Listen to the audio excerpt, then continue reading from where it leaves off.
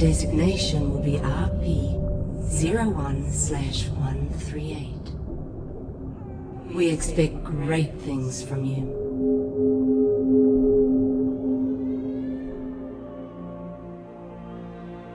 You have been born into dangerous times. A sharp mind can be the key to survival.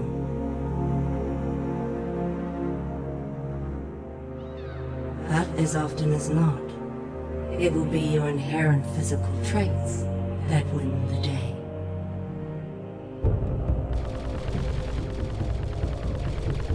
And in this regard, you will be superior to your more common brethren.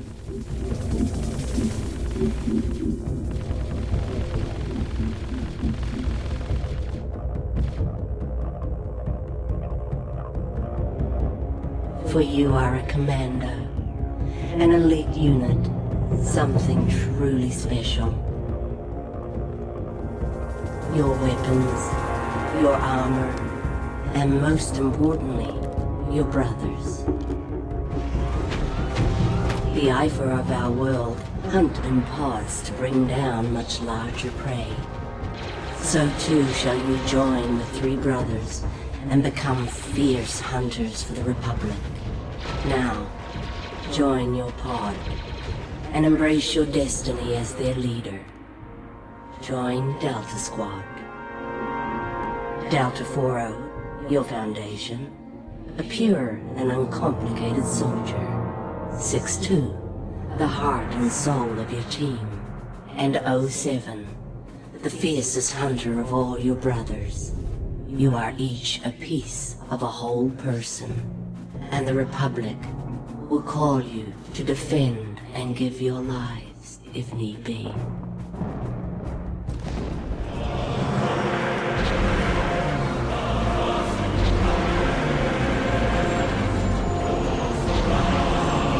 Sergeant, get those troopers into the gunship. Ready for liftoff. New gunship. Okay, Group B, let's move it. Let's go. Push those cannons to the stern. Load the ammo and the ordnance. Let's go. Let's go. Sir, we're gonna split up for the drop, but we'll meet you at the RV on Geonosis. See you planetside, sir.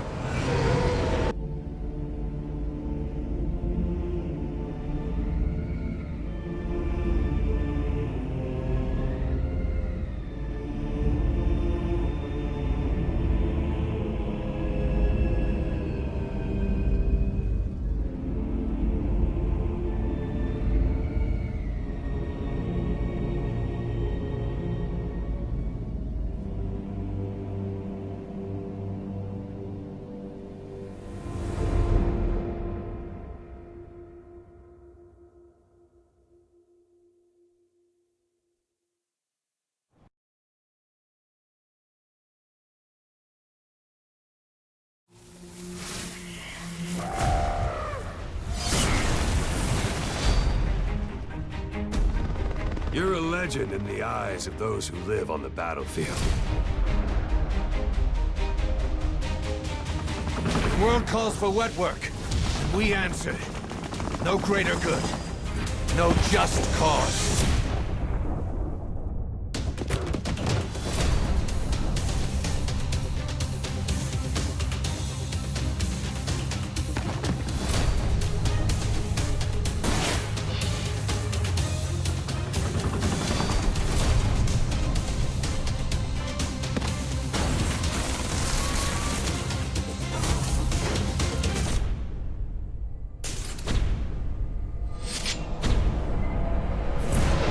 Now go!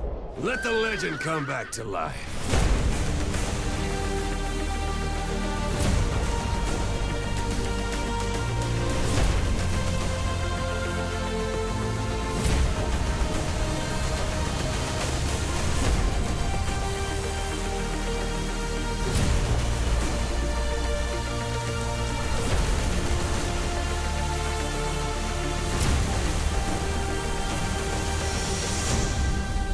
We are Diamond Dogs.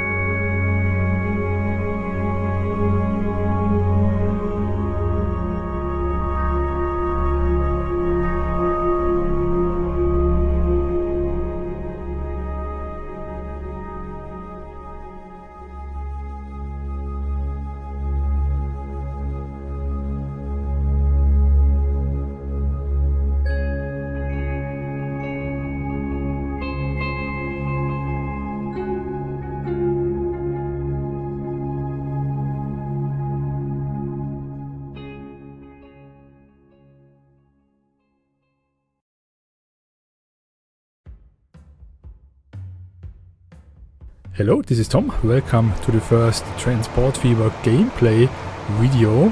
Today I have the great pleasure to show you some of the basic gameplay mechanics from the current beta version. Unfortunately, there is by far not enough time to show you everything of the game.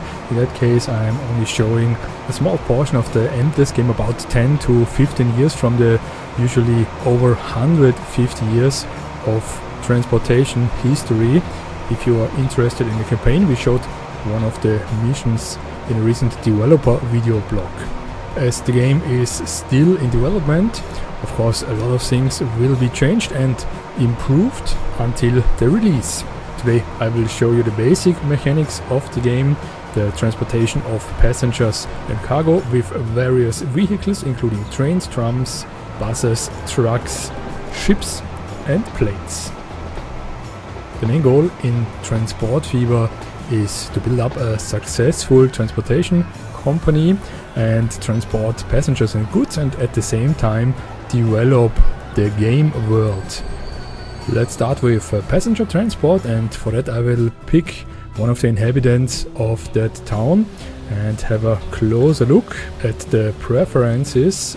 As we can see, as everybody else, this lady has a home, a place where she wants to shop and a place where she works. Everything in the same town. She is on foot without a car and her move preference is cheap, in contrast to some other inhabitants which may prefer a fast movement.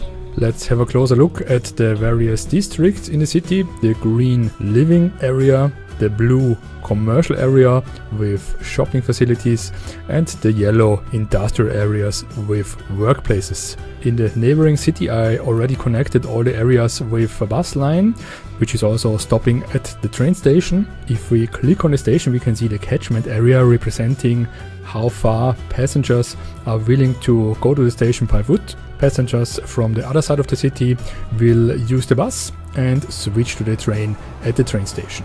We are back in the city where we had a closer look at the inhabitants. The lady was traveling by foot, probably because the train station, despite being very popular, has a rather small catchment area on its own, but we can extend it very easily by giving the train station a secondary street connection on the backside. This can be done by just upgrading the station with a few clicks. As soon as the second street connection is connected to the city, the catchment area gets much bigger. To also grant the other inhabitants access to the train station, I will also build a bus line in this city. I will just place some bus stops in the various districts and add a new line which will stop at all stations. The last thing we need are buses, therefore we have to construct a depot for street vehicles where we can buy buses. I will buy a couple of them at once because I hope that the new bus line will become very popular very soon and send all the buses on the line at the same time. They will leave the depot all bunched up, but they are very intelligent and will spread out across the line. And even later on, if they for example get stuck in a traffic jams, they will wait at stations to keep enough distance from each other. Let's have a closer look at one of the buses and see if I was right about the utilization of the line. In that case it looks very good. I already can see a lot of passengers sitting in the vehicle. In any case, some passengers miss the bus because of the wrong color. We can just change it so that it matches the color of the line itself. Of course, this can also be done for the complete line at once. Our new bus line seems to be a huge success. A lot of people are already changing from the bus to the train, so I would say it's about time to expand the train line between the cities. Currently only one train is on the line. If we want to add a second one, the easiest way to enable that is to build a section where trains can cross each other. We just add a second track with two switches, and at the fitting signals the line will automatically adapt to the new track configuration, and trains which want to pass each other will use this section to wait for each other at the signals. We are already making some good money with passenger transportations. This would be the perfect moment to extend the line to a new city. There are a couple of buildings in the way of our planned tracks, but fortunately we can spend the money to automatically remove them while building the tracks.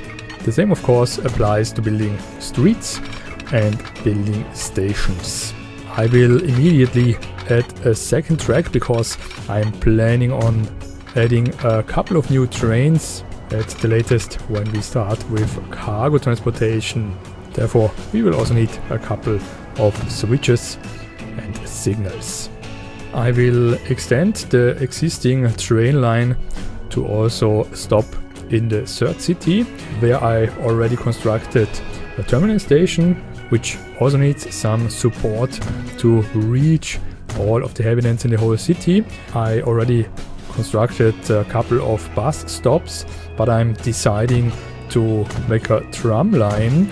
I just have to upgrade the streets with tram tracks. Bus stops will automatically upgrade to tram stations, and similar as before, I have to build a depot in that case for trams, where I will buy a couple of trams and add them to a new line.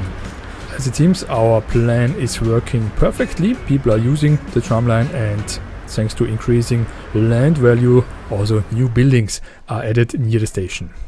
The second important topic is the transportation of cargo. As we can see here in the city, the commercial district needs tools, food and goods, while the industry district construction materials, machines and fuel. There are various lengths of cargo chains. One of the shorter ones is the production of food. Close to the city there is a food processing plant which consumes grain and livestock to produce food, which in turn are produced in a farm, which luckily is very well located next to our train tracks. Therefore, the logical step would be to deliver this cargo with the train. I will add a cargo terminal next to the farm and connect it to our existing tracks. On the other side, I will expand the track to the food processing plant and add a cargo station. And because I know we will have a lot of consumers for our food and the plant needs a constant supply of raw materials, I will again add a second track because I want to add a couple of cargo trains later on next to the passenger trains. To deliver grain, we need the fitting type of wagons. These can usually deliver various different types of cargo, like coal, iron ore and so on, but also grain. Very convenient to have the automatic mode, which refits the vehicle depending on which cargo is waiting at the station. For livestock we need another wagon, but the same applies here. It can automatically be refitted. The top speed of the wagons I bought is 120 km per hour, therefore I'm also buying the fitting locomotive and then sending the train on its way. Meanwhile, the farm is already producing its first cargo. Cargo, like passengers, can be tracked across the whole map. It's first put in the output storages of the farm and later on, as soon as the line is active, transferred to the cargo terminal. As we can see here, as soon as the train arrives, the wagons get filled with grain and it is delivered to the food processing plant. As soon as the first delivery is made, the factory immediately starts producing the first pieces of food and production rises. The current limit 100, meaning the current yearly maximum production is 100 units of food. So the output storage of the factory will fill up rather soon, making it necessary to quickly deliver food with trucks into the city. We just have to take care that we build the station near the commercial districts, which, as we might remember, is the consumer of food in the cities. The last thing we need is trucks. Also here the cargo type can automatically be refitted. For example, this truck can carry all cargo types, and it's not very long until the first food is delivered into the city and will help grow the commercial district. Let's use the train twice, delivering food back to the cargo station near the farm. The only thing we have to do is build another truck line to provide a way for the food to get to the near commercial district. Another factory is using crude to produce oil and fuel. Crude is already delivered to the factory. The only thing we need is a consumer for fuel, which in that case can be the industrial district of the city, and a consumer for oil, like this chemical factory, which uses it to produce plastic. The oil refinery as well as the chemical plant is located next to a river, a perfect opportunity to use ships. The river is navigable, interrupted only by this bridge, which doesn't concern us. If a bridge would be in the way of ships, it could be raised. We only have to pay attention to rebuild main connections as soon as possible. You only have to rebuild the bridge and raise it so that ships can pass under it. Also, ships have their own stations. In that case, these are harbors, or in particular cargo harbors. I will build one next to each factory. The industrial plant is a little bit too far away from the harbor, so I will just close the gap with another truck line.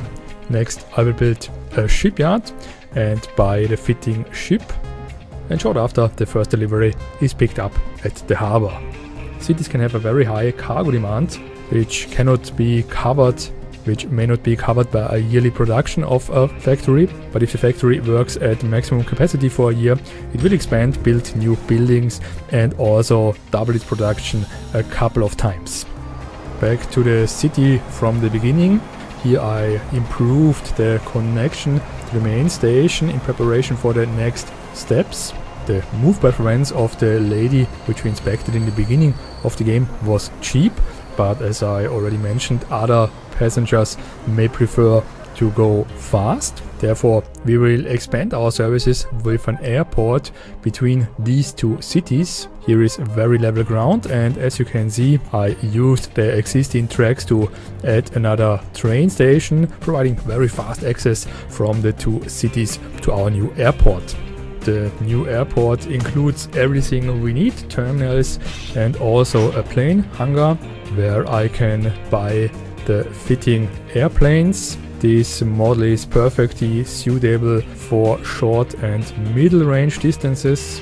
I quickly add a new line to connect this airport with another already existing one, and I'm very happy to see that already the first passengers are arriving at the airport and already waiting for the plane to depart. It takes some time for the plane to take off and land and do its taxiing to arrive at the terminal, but with its very high acceleration and top speed, it will beat the train most of the time over longer distances, not in terms of price, but in terms of travel time. So we reached the end of this video. I was very happy to give you a first impression on the gameplay. Unfortunately, I wasn't able to show you everything. 150 years of transportation history have a lot of content, not only in regards of trains, but also the development of the cities over the various ages. Also, the cities have a lot of additional needs for cargo, 6M product, but even a much longer list of raw materials and processing steps, including the appropriate industries. We left out the American setting, the campaign mode, the Steam Workshop support, the aging of vehicles, and a long list of yet some other features.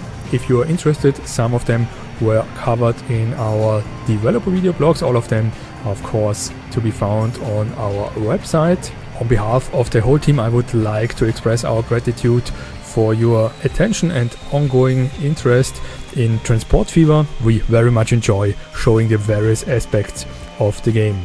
I, once more, are very much looking forward to the next time, and until then, take care and bye bye.